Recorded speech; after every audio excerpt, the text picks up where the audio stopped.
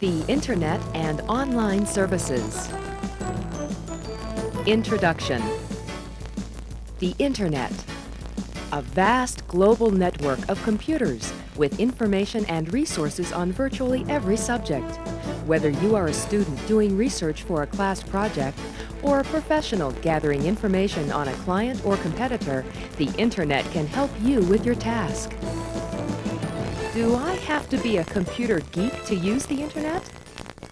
No. While it is true that it used to be an unfriendly environment, so many people are now online that the Internet has become easier to use.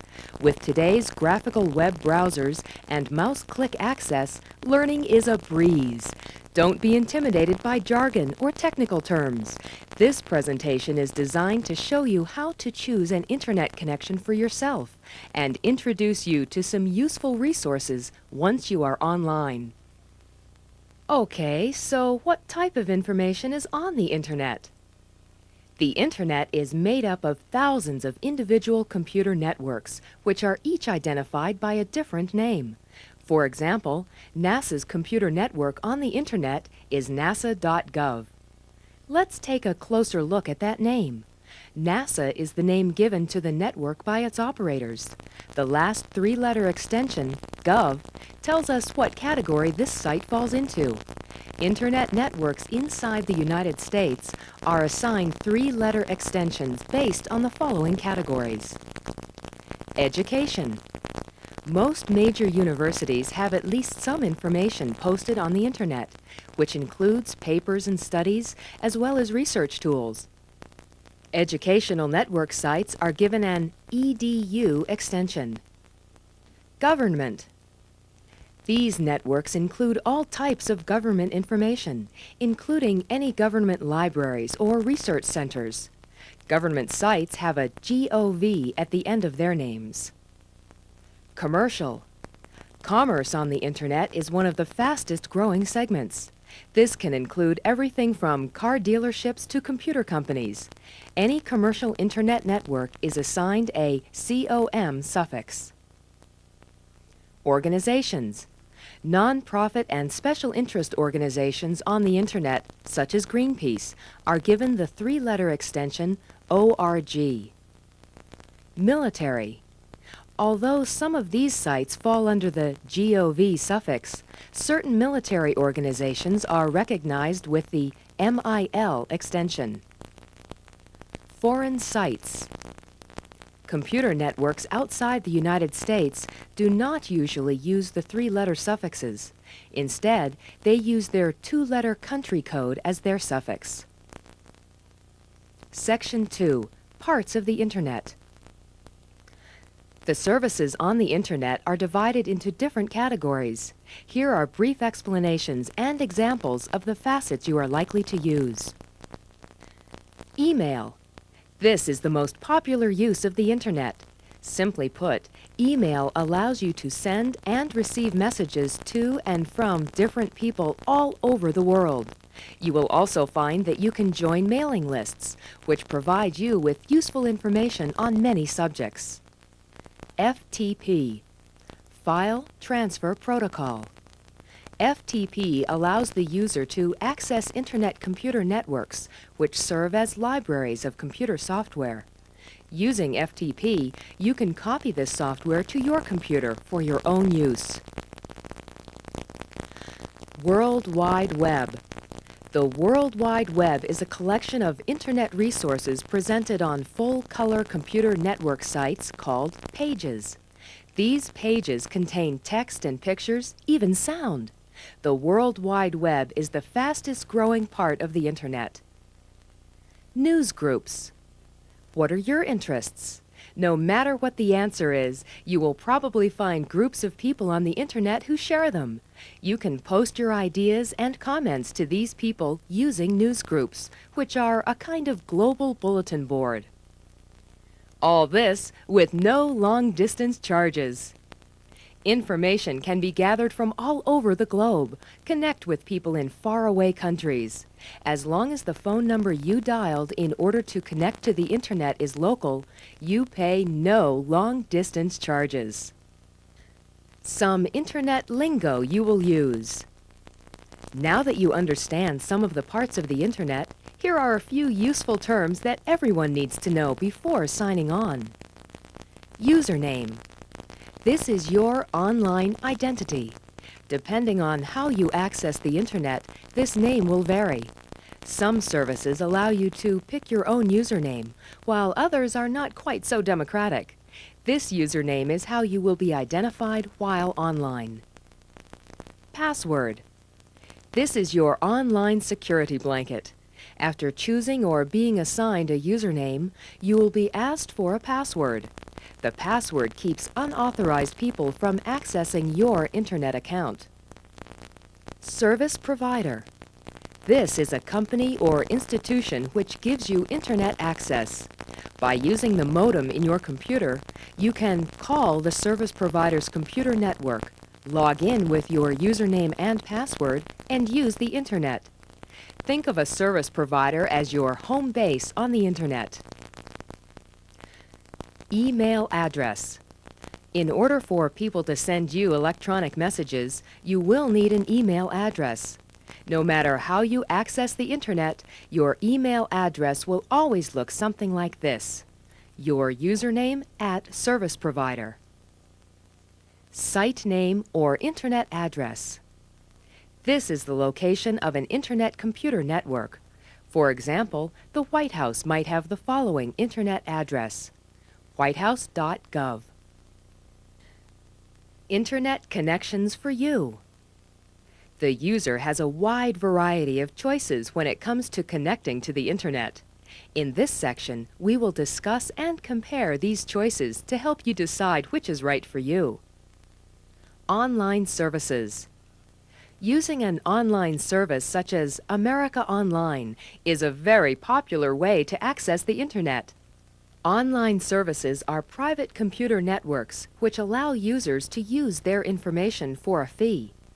By using a simple graphical menu, the user can access information such as news, finance, weather, game software, and a variety of other features.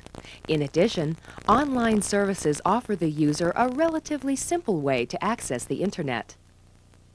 How do I connect to an online service? The best part about online services is that the software needed to use them is easily available at no cost. Any computer magazine or store will probably have sample disks for free. The software itself should be painless to install, and you should be up and running in no time. You will not need any other software to access the Internet. Your online service provides you with everything you will need to get up and running. In other words, you will not have to purchase any additional software in order to browse the World Wide Web or get your email. These features will already be built into the menu interface of the online service. How much do online services cost? Depending on the service you choose, the cost can vary. Online services are offering different rate plans, and you will have to compare on your own. However, most of these services are providing a basic rate of $9.95 a month for a set number of hours.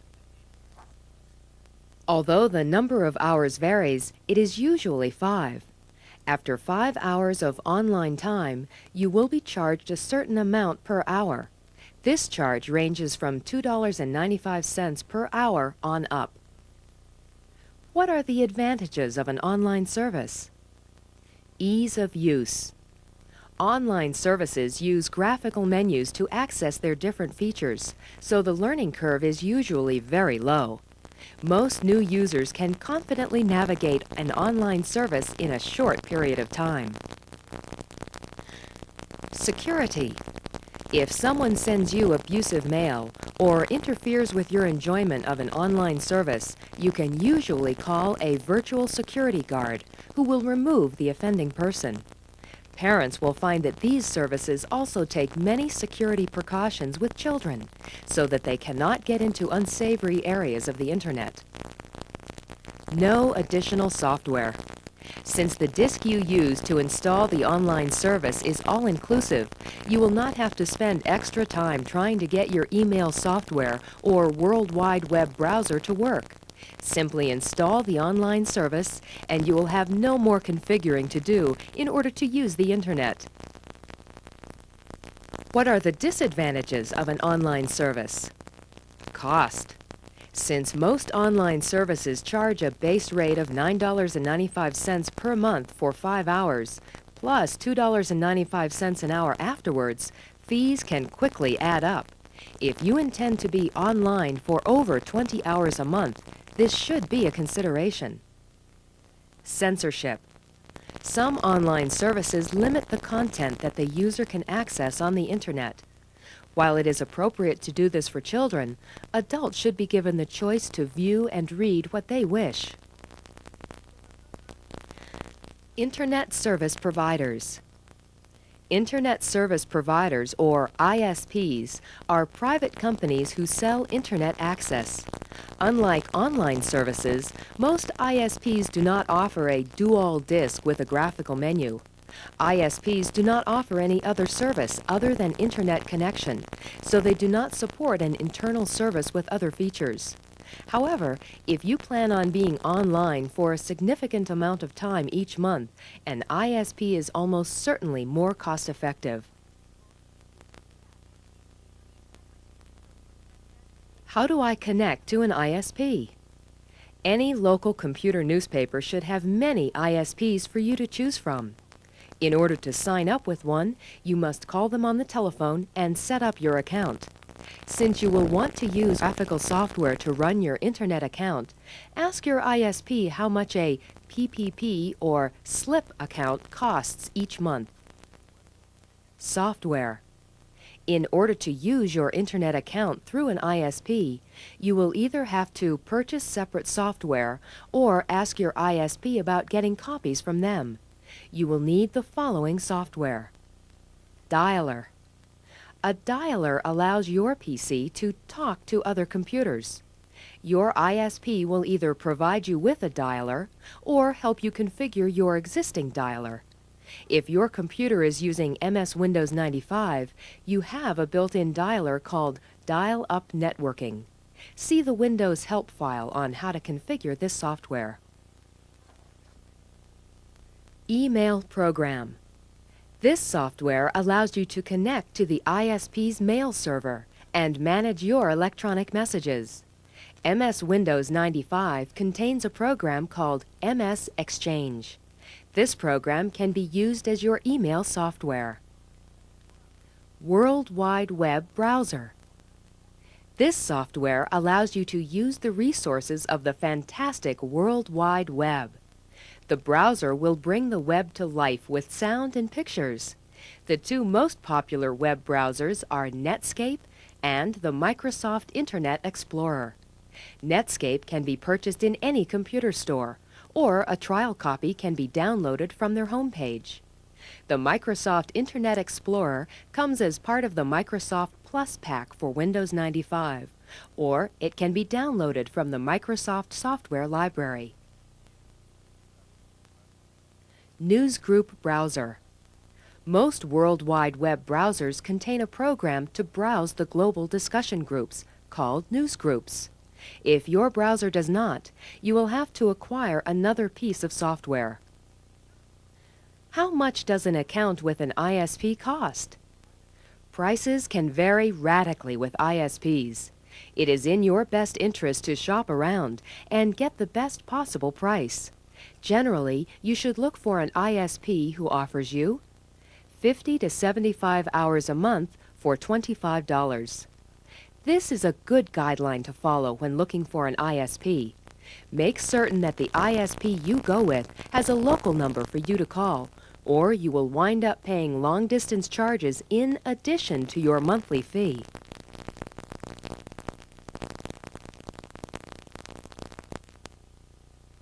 What are the advantages of an ISP?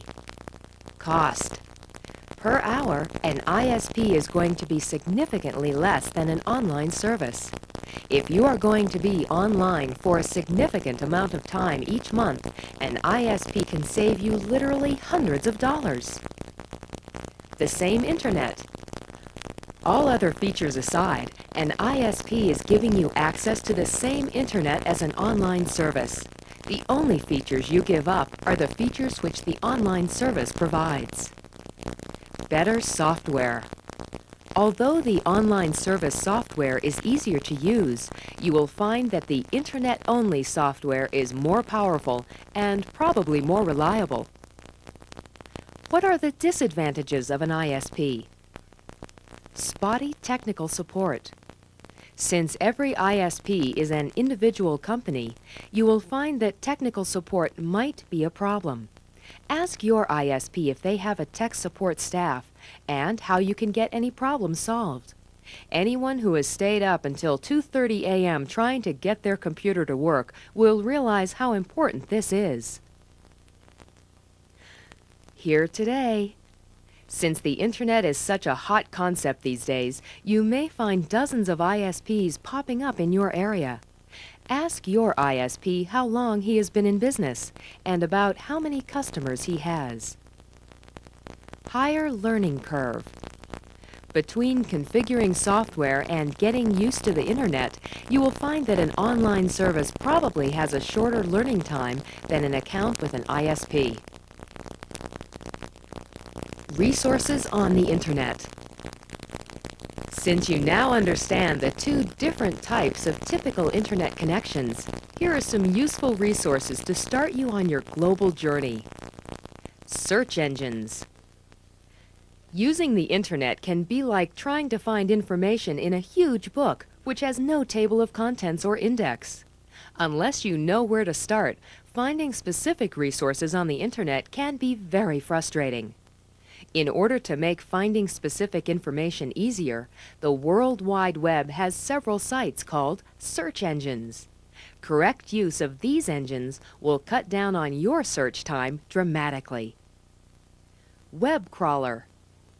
The web crawler allows you to type in specific interests and retrieves the names of the appropriate computer networks. For example, by typing in U.S. politics in this area and clicking on Search, we will see a list of web pages which pertain to that subject. We can then access those pages by pointing our mouse to one that interests us and clicking. The web crawler allows us to be as general or specific about our search as we wish.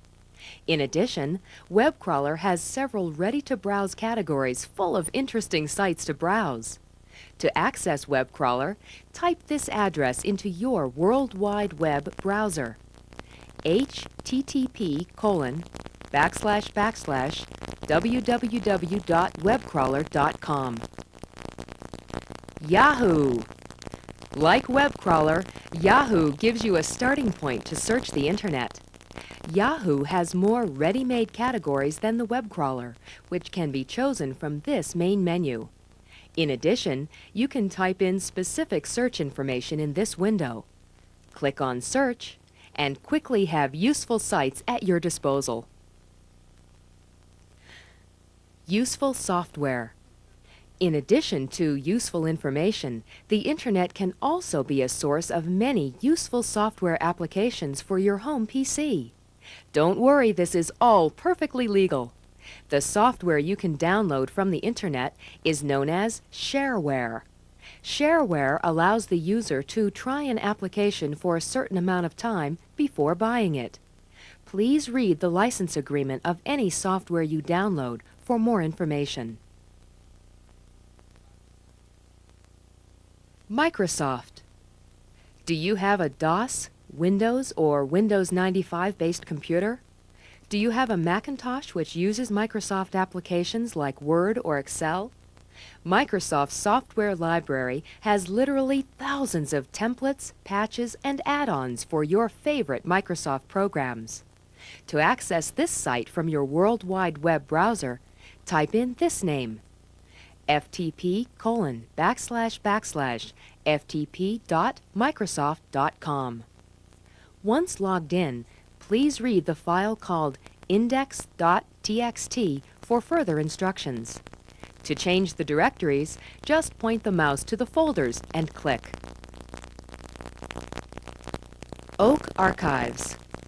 The Oak Archives are widely known as the most popular software site on the Internet. By browsing the resources of the Oak Archives, the user can find anything from useful business tools to great games. You can access the Oak Archives with this World Wide Web address: http://www.acs.oakland.edu. The White House. Anything you wish to know about the First Family or the White House itself is available here. Some of the highlights include a virtual tour, which includes pictures, an audio address from the President, and the ability to send an email message to either he or the Vice President. The address to access the White House web page is http://www.whitehouse.gov/wh/welcome.html. Make certain to sign the guest book before you leave. NASA.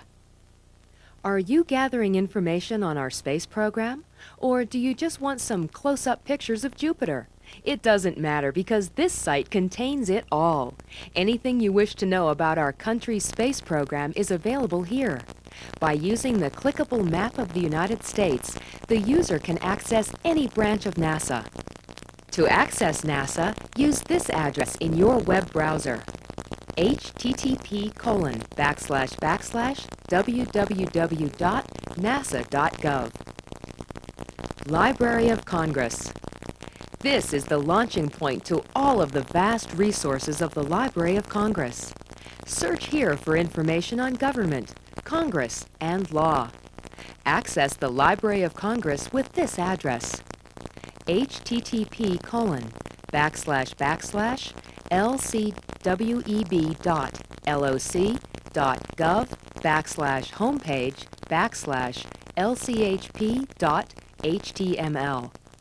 Prepare to spend time here. The breadth of available information is staggering. The Louvre Museum. Browse and learn about the fantastic treasures at the Louvre in Paris. All exhibits are separated into categories for easy access, and no trip is necessary. Use this address to access the Louvre online: http://www.paris.org/musees/Louvre. Since you can copy the images to your computer, you will not even need a camera. The Virtual Tourist. Are you taking a business trip or a dream vacation soon? Do you just wish you could travel? The Virtual Tourist and CityNet will provide you with online maps and information on almost any country in the world. The only thing missing from your tour will be the frequent flyer miles. Access the Virtual Tourist with this web address: http://www.vtourist.com/.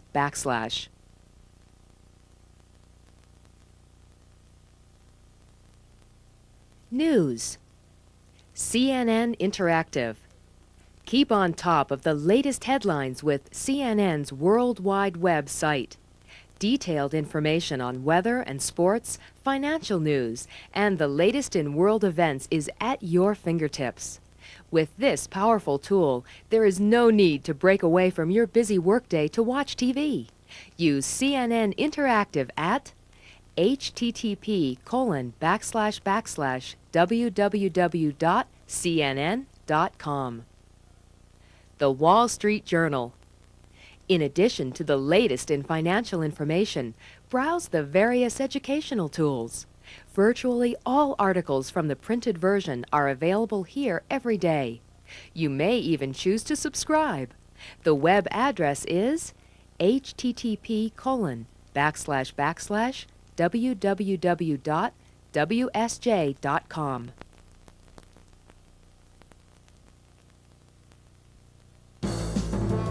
Of course, there is more to the Internet than just government and business. Visit this site for a little bit of fun.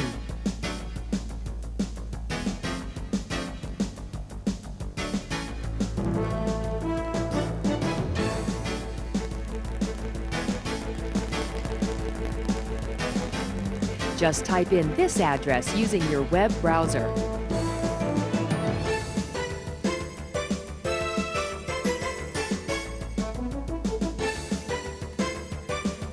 Virtual Movie Studio.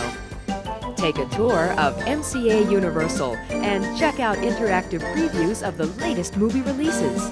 If you love the movies, this site is for you. Use the web address http://www.mca.com to access Universal Studios on the Internet.